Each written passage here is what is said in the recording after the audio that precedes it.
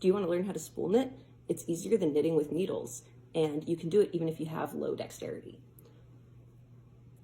The first thing you're going to do is get the yarn onto this little spool knitter. And you can do that either by trying to shove the yarn through the hole, which can be difficult. So I like to thread my yarn through a yarn needle, and then all you have to do is drop the yarn with the needle on it through the spool knitter.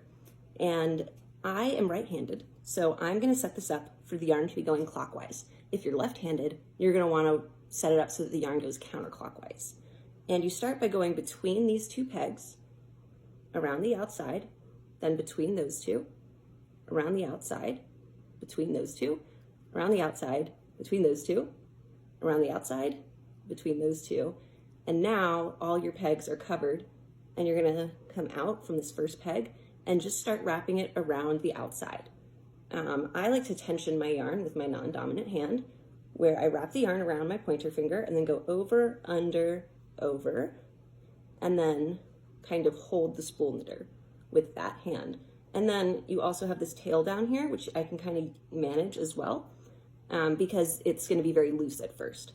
So then you get your loom hook, and you take, this is your very first stitch that you're going to be doing, and you take the bottom loop, which is going to be very loose, and you can even use your hands for this one. You put it over that peg, and then you're going to want to pull the bottom thread, the yarn at the bottom.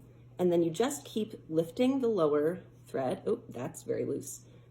And then you can, with the early ones, they're very loose. And you just keep going like that. You just keep lifting this lower piece of yarn over the top piece of yarn.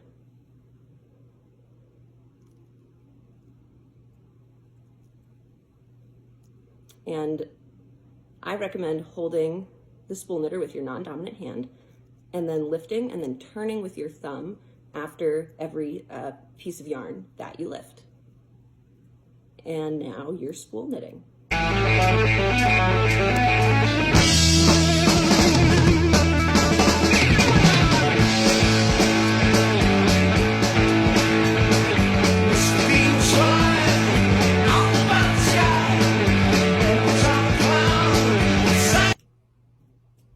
As you can see, it goes relatively fast, and it's a lot of fun. I hope you enjoy spool knitting.